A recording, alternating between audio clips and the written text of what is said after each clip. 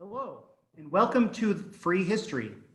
I'm Will Hickox, and I'm host of the series. One thing that becomes clear in studying history is that the current events of today really become the history that's studied and hopefully learned from tomorrow. And a lot of exciting and really unsettling things are hitting the United States right now, as we all know. And in response, several humanities organizations in the Midwest have embarked on Free History. This is a series of video presentations. They're interviews with historians and activists, touching on connections between historical events and human rights today. Free History is a collaboration between the Hall Center for the Humanities, Humanities Kansas, the Watkins Museum of History, Freedom's Frontier National Heritage Area, and the University of Kansas Department of African and African American Studies. I encourage you to check out our Facebook page to learn more about what the project is all about and to see our schedule of upcoming videos. Today, for the first event in the Free History series, we welcome Dr. Dorothy Lee Pennington. She earned an MA and PhD at the University of Kansas, and she's written several books and articles and received many awards.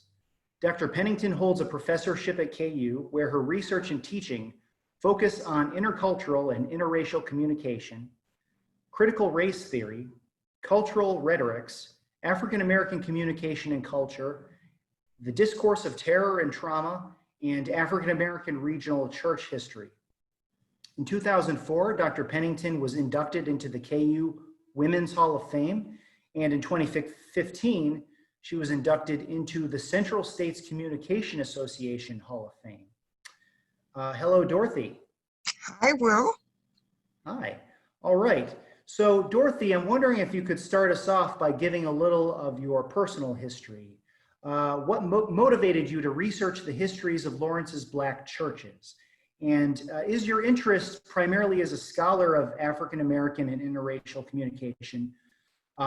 Is it as a historian, or is your interest primarily as a parishioner? First, let me thank you for having me again, since I was there last fall and had a wonderful audience, a wonderful subscription to this. So thank you for inviting me back again. As you pointed out, I teach at KU, and my doctorate is in communication studies, as you said. But my focus is really African American communication and culture. So those two fields work out very well. I am not a historian. I am a communicationist, but I've always liked history, and especially regional and local history. So that was sort of the foundation for my wanting to do this project. But the other issue is that I've always been religiously active, a parishioner in churches all my life. So I had some very personal interest in religion and in the role of the Black church as a Black parishioner. And so I learned by attending Black churches here in Lawrence that there was no consistent written history of Lawrence Black churches. Of course, this was in the 1980s when I discovered this. And so I was also at that time serving as a humanist for the Kansas Humanities Council. And so at that time, I think it was called the Kansas Committee on Humanities or something like that. But at any rate, I was active as a humanist for them, who traveled around as a humanist consultant. And so I was familiar with the types of grants that they would give to professional people to do research of interest. And so I applied for and was granted this public humanities research grant to do histories on the cultural roles and the histories of Black churches in Lawrence, Kansas. So that was how this was generated. And so after I received that grant, I immediately began the research, first of all, trying to ascertain what was already in existence in written sources, other places like that. But eventually I discovered that some churches had no written histories at all. And so that really doubly motivated me to get going with doing this research, because as morbid as it might sound, a lot of the elderly people who remember the history of their church would not be around forever. So I wanted to capture those oral sources while they were alive. So putting all of that together is how I went about doing this research on Black churches and their histories in Lawrence, Kansas. Excellent. And yeah, as you said, it's so important to capture those oral histories while you still have the chance. Absolutely. That's the first draft of history, after all. That's great. Now I'd like to dive into the big topic at hand here. Can you comment on the general role that Black churches in America have played in Black history? Yes, that's a great question that would lead into the specific focus of Black churches in Lawrence, because I think that they always reflect a larger context and history than just the local individual church history. Let me begin by saying what I always say in classes in general, and that is that history and culture have a very close connection. I think that if you want to know a group's culture, you can study their history as one way of going about searching for it. But the other thing is that, I should say, is that Black culture combines the sacred dimension with the secular dimension. Because I know that a lot of cultures have a sacred dimension and then they have a secular aspect.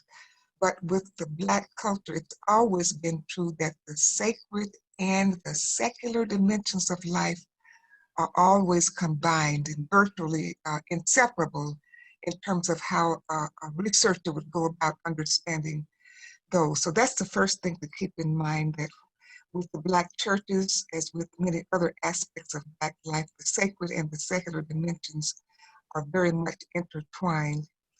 And now back to your question about the history of the Black churches in America in general.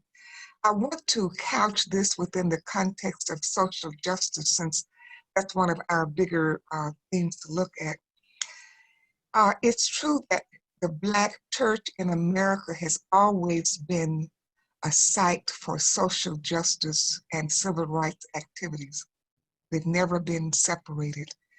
In fact, the first Negro convention in America was held in a Black church in Philadelphia, Pennsylvania. It's called Mother Bethel African Methodist Episcopal Church, which was started by a Black minister, former slave Richard Allen, who became a bishop in the AME church later. So the first Black, or they would say the Negro convention of freed Blacks was actually held in a church. Now, some people might look at that as being kind of a separate sphere for civil rights and religion. Yeah, they were always combined within the context of the Black church. So that's very important to know. What this convention did was it had delegates from 7 different states, I believe. But one of their major concerns was the plight of Black people in the US, and that's where the social justice and civil rights issues come in, because they were concerned with issues of slavery, Black people's rights, and things of that sort. What is interesting as a sidebar here is that when they met in Philadelphia, they did not have complete freedom of assembly, which is an interesting point to make, because there were gangsters that tried to disrupt their meetings, and so they were really risking their lives to do that. In fact, the first 5 of those meetings were held in secret sessions, and then eventually they said, well, we're going to meet in our regular sessions, and whatever the price is that we have to pay for that, we'll pay that price. So you had the issue of freedom of assembly intersecting with the ability of free Blacks to meet in Philadelphia and to talk about the issues confronting Black people. So, but at any rate, at this Philadelphia convention, they also referred to the Declaration of Independence as their guide. And they called upon the free people to utilize all of the legal not just means, but legal means at their command to raise the status of Blacks and to fight slavery. So this Negro Convention movement, as I said, had its first convention at a Black church. That shows you the integration between the Black church and the civil rights and the social justice movement. I can stop there. I can go on or whatever if you want me to, but that's basically kind of the answer of what the Black church has done in America as general. Now, let me add to that the fact that even in contemporary times, those of you who are listeners will remember that Dr. Martin Luther King Jr., the Reverend Jesse Jackson, right? They were both ministers in the Baptist church, but they were also activists in leading the civil rights movement. So there's again that connection between the sacred and the secular, or the sacred and the civic parts of life. And then one of my favorite people in history, going back to the times before in fact, before all of your listeners were born, as in 1843, there was a famous Black minister by the name of the Reverend Henry Highland Garnett. And he spoke at Black Convention in 1843, I believe, in Buffalo, New York, in which he gave a very fiery speech urging the slaves to rebel, right? So again, you have this mixture of the convention, the preachers, but yet they were talking about a sense of gaining your freedom by your own resourcefulness. And then there was another, he was Presbyterian, by the way, but then there was another Black minister back in the day in the 1860s, the Reverend Bishop Henry Mcneil Turner, who was also an AME bishop, who was a member of the Georgia state legislature. And I believe, if I'm not mistaken, he was one of the Blacks expelled. But the point is, he made a speech titled, "I Claim the Rights of a Man," which means that he was a minister, also a legislator, but also fought for civil rights. So again, my larger point that the sacred and the secular were always connected through the Black church. Excellent. And what were some of the early churches that were established in Lawrence, some of the early Black churches that were established here when the settlement was founded in the 1850s and 60s? Yes. The first church that was organized and established, I like your word too, was a tie between St. Luke AME Church and the 9th Street Baptist Church. Both were formed in 1862, same year. However, the 9th Street Baptist Church split up for a while, and so they had two separate branches. They eventually reassembled as one congregation, but that means that St. Luke is the oldest continuous Black church in Lawrence. But again, St. Luke was formed in 1862. 9th Street was formed in 1862 as well. And then the third Black church formed was the St. James African Methodist Episcopal Church, which was located in North Lawrence. Now, I should indicate that while the church edifice still stands, the congregation is no longer there. Congregation consolidated with St. Luke AME Church. So now they're just one AME Church fellowship in Lawrence, but the building, the edifice for St. James still stands at the corner of 7th and Maple Streets over in North Lawrence. I like to go by there just to remember what it was like when I was there as a musician for a number of years. And then the next church was the first regular Missionary Baptist Church, also located in North Lawrence at that time.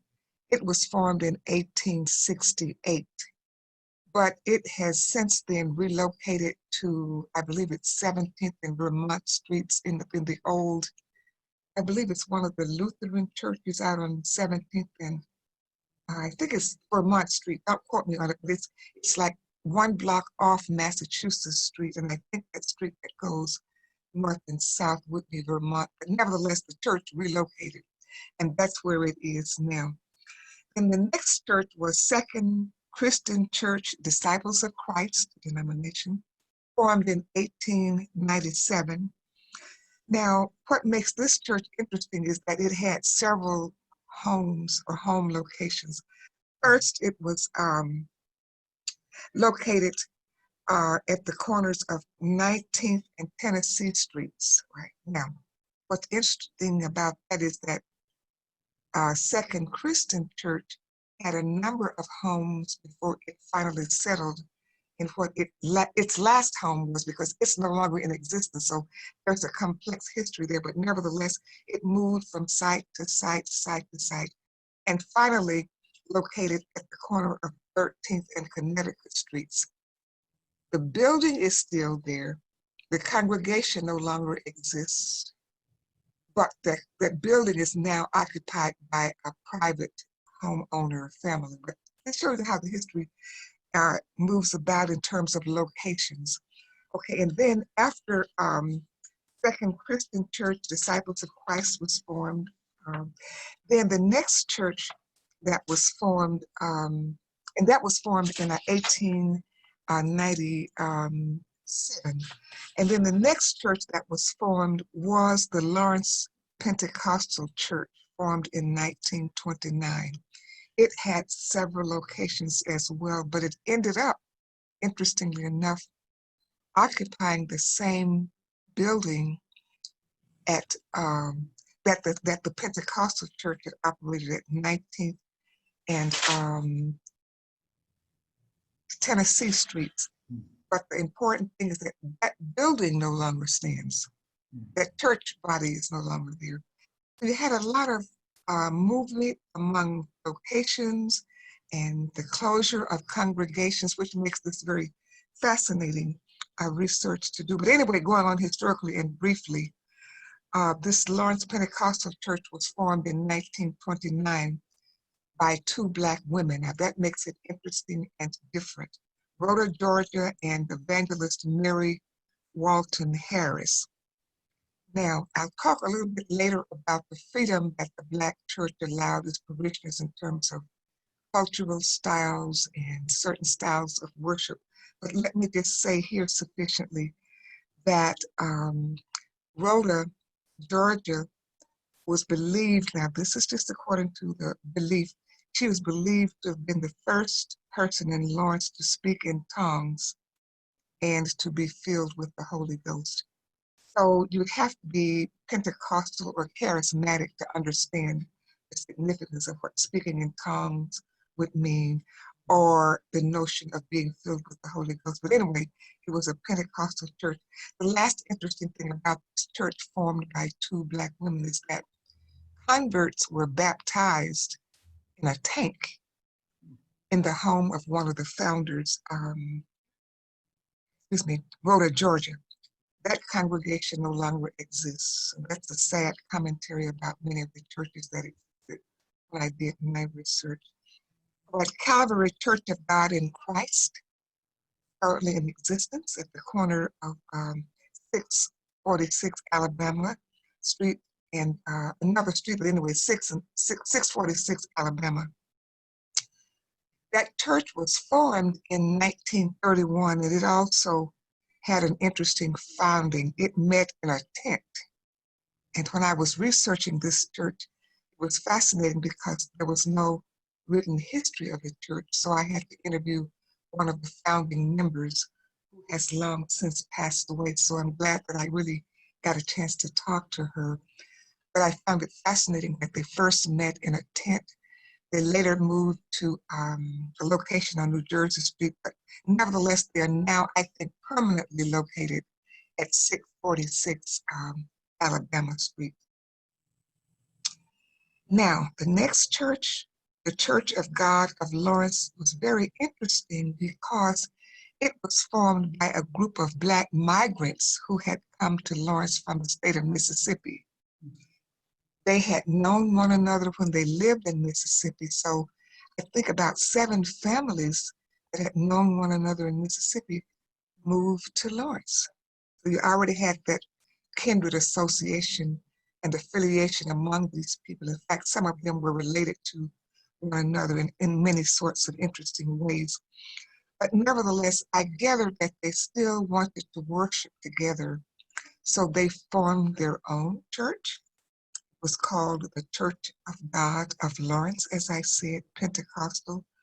And its founding pastor, who has since passed away, was Elder Frank Galloway. But they worshiped together, for a number of years before he passed away. But it was active during the time of my research. Let's see. The last church that was formed at the time of my research is no longer in existence as well. Interesting. It was the Overcoming Church of God in Christ. Again, that's Pentecostal. It was formed by a late pastor, the Reverend Willie Burnett. And they at first met in people's homes as a prayer group, but they later formed this church and occupied a building at the corner of Rhode Island and 14th Street. The building is no longer there, neither is the congregation in existence. That's again a sad commentary on what was good congregations back in the day. Now, when I did my research, there was one additional Black church being formed. It is now up and running as of a number of years, and that is the Victory Bible Church. Its founding pastor is the Reverend Leo Barbie, which is Jr., which is a name that's pretty familiar in Lawrence circles. But at the time of my research, he was forming, the vision for this church was being formed. But now it's up and running. It's in the old building that used to house the Church of the Nazarene, the 1900 block of, Massachusetts Street. So those are the 10 churches that I researched during my time for doing this research project. Well, that's amazing. And it's incredible to hear that there was such a variety of Black churches in this relatively small town. Yes. And what kinds of Christianity did early Black churches in Lawrence espouse? And was it different from the messages of white churches? Let's first talk about the denominations, because there were Baptist churches here, there were Methodist churches, Black churches, Methodist, Baptist, Pentecostal, Disciples of Christ, and all of that. So in that regard, some of them were no different. I mean, for example, Second Christian Church as a Disciples of Christ church could have been a sister church to First Christian Church downtown, because they were both Disciples of Christ church. Where you get a lot of the differences is in some of the Methodist churches. For example, the Methodist Church in the United States, one of them anyway, was called the Old Methodist Episcopal Church. They later became the United Methodist Church after they, I believe, united with the Evangelical United Brethren Church around 1968. So now you have United Methodist churches in Lawrence. And there are a few Black United Methodists in Kansas, but not very many. The biggest Methodist church in Kansas happened to be the African Methodist Episcopal Church, which is what St. Luke is now and what St. James was then. And I think because more Blacks affiliated with the African Methodist Episcopal Church, again, in part because of its messages about freedom, liberation, Black independence, and the fact that the reason that Richard Allen, who was the founder of the AME Church in great part, was so important is because he and his friend Absalom Jones were worshiping at a white church in Philadelphia back in, I guess, the 1800s, somewhere back. But at any rate, the story goes that they were praying on their knees and they were pulled up and essentially told that they couldn't do that. So Richard Allen eventually formed a separate Methodist church for Blacks, and it was called the African Methodist Episcopal Church. So their theology had probably more to do with freedom and liberation than the white Methodist Episcopal Church. Because remember, I said that the Negro Convention movement started in Richard Allen's church in Philadelphia. So there's always been I said, theology of liberation, but I don't want to be misleading by saying that that was the main theology. I think the main theology was a spirit-filled worship service that allowed freedom of expression as individuals wanted to freely express themselves. So I would say high degree of spirituality, religiosity, social justice, social movement discussions, but also the Black church played other roles in like education, of course, teaching people to read and write. In fact, in some of the earlier Sunday schools, that's where a lot of former Black slaves really learned how to read and write in Sunday school.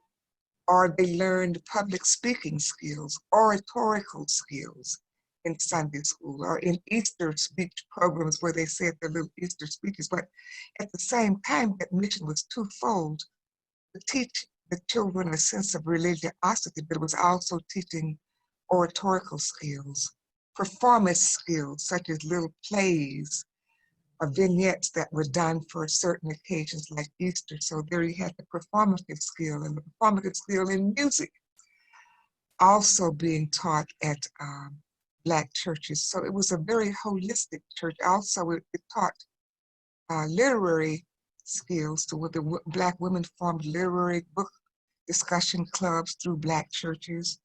So it was a very comprehensive institution within the Black community that taught not only the sense of religiosity and spiritualism, but also other skills-based traits and things of that sort.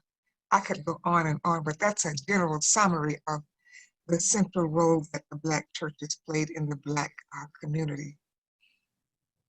Well, Dorothy, this has been a fascinating discussion that I wish we could have the time to continue. I do have one final question for you.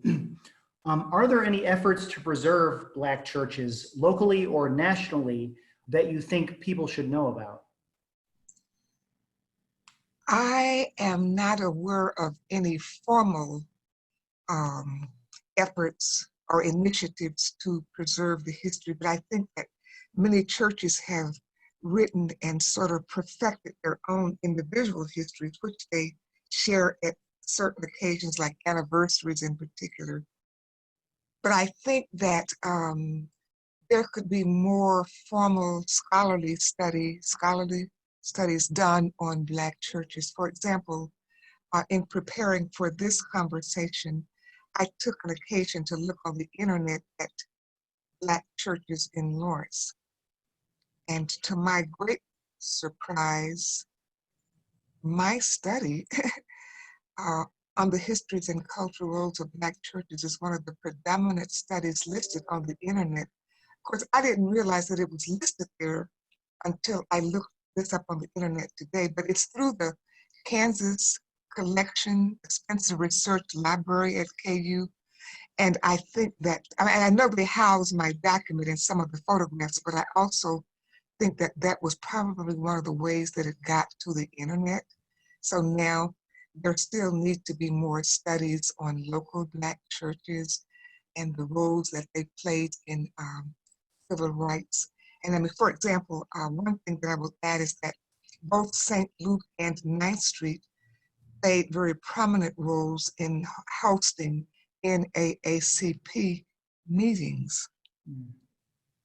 And so we need more studies, more people to do these kinds of studies on Black churches. As I said, I am not a historian.